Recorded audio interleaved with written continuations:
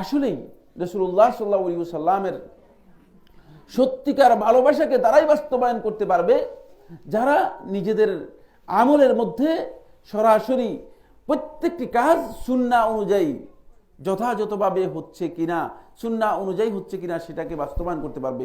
অন্যথায় রাসূলুল্লাহ সাল্লাল্লাহু আলাইহি ওয়াসাল্লামের ভালোবাসার কথা আজকে বলে মানুষ বিশাল বিভ্রান্তি চতুর্দিকে প্রসার করতেছে।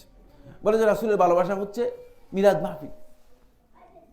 কখন এই রাসূলের ভালোবাসা আবিষ্কার হলো? যেমন আজকে এখন রবিউল আউয়াল মাস শুরু হয়েছে। রবিউল আউয়াল মাস এর ফজিলতের উপর একটি সহিহ হাদিস সাব্যস্ত হয়নি। এখন যদি আমি কথা বলি, একদল মনে করি কি সাইফুল্লাহ ভাই, রবিউল আউয়াল মাস এর ফজিলতের জন্য তো রাসূলুল্লাহ সাল্লাল্লাহু আলাইহি ওয়াসাল্লামের জন্মই যথেষ্ট, এরপর আপনি আর কি বলতেছেন? এর ফজিলতের উপর রাসূলুল্লাহ সাল্লাল্লাহু আলাইহি ওয়াসাল্লাম থেকে একটি হাদিসও সাব্যস্ত হয়নি, একটি সহিহ হাদিস সাব্যস্ত হয়নি। এবং রাসূলুল্লাহ সাল্লাল্লাহু আলাইহি ওয়াসাল্লাম যদি ধরা হয় যে রবিউল আউয়াল মাসের 12 তারিখে জন্ম হয়েছে রাসূলুল্লাহ সাল্লাল্লাহু আলাইহি ওয়াসাল্লামের, রবিউল আউয়ালের 12 তারিখে রাসূলুল্লাহ সাল্লাল্লাহু আলাইহি ওয়াসাল্লামের মৃত্যু হয়েছে।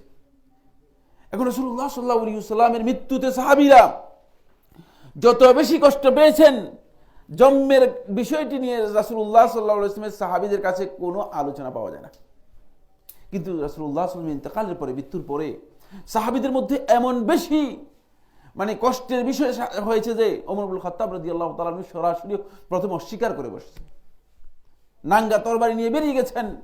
যে ব্যক্তি এই কথা বলে যে আন্না মুহাম্মাদান মাত, যে ব্যক্তি এই কথা বলে যে মুহাম্মদ সাল্লাল্লাহু আলাইহি ওয়াসাল্লাম মৃত্যু হয়েছে, আমি তাকে হত্যা করব, সে এইভাবে তিনি বেরিয়েছেন। কিন্তু যখন আবু বকর রাদিয়াল্লাহু তাআলা আনহু কোরআনে আয়াত পড়ে শোনালেন, ওমা মুহাম্মাদুল ইল্লা রাসূল ক্বাদ খালাত মিন ক্বাবলিহি রাসূল, মুহাম্মদ সাল্লাল্লাহু আলাইহি ওয়াসাল্লাম আল্লাহর রাসূল ছাড়া কিছুই না, তার আগেও রাসূলগণ অতিবাহিত হয়ে গিয়েছে, তার মৃত্যু হয়ে গেলে তোমরা যে আবার পিছনের দিকে ফিরে যাবে, এটা হতে পারে না। তখন ওমর ইবনে খাত্তাব রাদিয়াল্লাহু তাআলা বললেন, হ্যাঁ আমার তখন হুঁশ এসেছে, আমি এখন বুঝতে পেরেছি যে রাসূলুল্লাহ সাল্লাল্লাহু আলাইহি ওয়াসাল্লামের সত্যিকার ইন্তেকাল হয়েছে, তিনি চলে গিয়েছেন দুনিয়া থেকে। রাসূলুল্লাহ সাল্লাল্লাহু আলাইহি ওয়াসাল্লামের মৃত্যুর বিষয়টি এত ভয়ানক ছিল।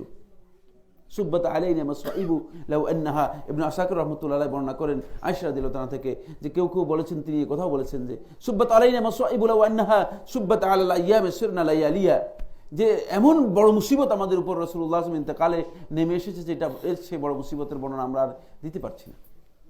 কিন্তু আজকে আমরা সেটাকে আনন্দের দিন, ঈদের দিন ঘোষণা করে দিয়েছি। কত বড় বিভ্রান্তি চিন্তা করেন। এবং কত রাসূলুল্লাহ সাল্লাল্লাহু আলাইহি ওয়াসাল্লামের মর্যাদার সাথে, রাসূলুল্লাহ সাল্লাল্লাহু আলাইহি ওয়াসাল্লামের সম্মানের সাথে কত বড় ধৃষ্টতা হতে পারে, সেটাকে ঈদের দিন ঘোষণা করে দিয়েছে। যদি উম্মত এই দিন পালন করার প্রয়োজন হয়, তাহলে রাসূলুল্লাহ সাল্লাল্লাহু আলাইহি ওয়াসাল্লামের ওয়াফাত হিসেবে এই দিনকে চিহ্নিত করবে। রাসূলুল্লাহ সাল্লাল্লাহু আলাইহি ওয়াসাল্লাম ইন্তেকাল হয়ে গিয়েছে, তিনি আমাদের কাছে কি রেখে গিয়েছেন? উম্মে আইমান রাদিয়াল্লাহু তাআলা থেকে বর্ণিত, তিনি কান্না, আবু বকর রাদিয়াল্লাহু তাআলা, ওমর ইবনে খাত্তাব রাদিয়াল্লাহু তাআলা তার বাসায় আসলেন। তখন তার বাসা ছিল মদিনা আওয়ালিতে। বললেন উম্মে আইমান রাদিয়াল্লাহু তাআলা আনহাকে, এসে দেখলেন যে তিনি কাঁদছেন, তিনি কান্নাকাটি করতেছেন। তখন আবু বকর রাদিয়াল্লাহু তাআলা জিজ্ঞেস করলেন, উম্মে আইমান তুমি কাঁদছো কেন? বলছে আমি কাঁদছি এজন্য নয় যে রাসূলুল্লাহ সাল্লাল্লাহু আলাইহি ওয়াসাল্লাম ইন্তেকাল হয়ে গিয়েছে, বরং আমি কাঁদছি এজন্য যে রাসূলুল্লাহ সাল্লাল্লাহু আলাইহি ওয়াসাল্লাম ইন্তেকালের মাধ্যমে আসমান থেকে যে ওহী নাজিল হতো, সে ওহী চিরদিনের জন্য বন্ধ হয়ে গিয়েছে। আর ওহীর মাধ্যমে উম্মাহকে দিক নির্দেশনা করা হবে না, ওহীর মাধ্যমে উম্মাত পরিচালিত হবে না। এই জন্য আমি কাঁদছি, কারণ এখন যে কেউ যেভাবে খুশি সেভাবে উম্মাহকে নিয়ে যাবে। কেউ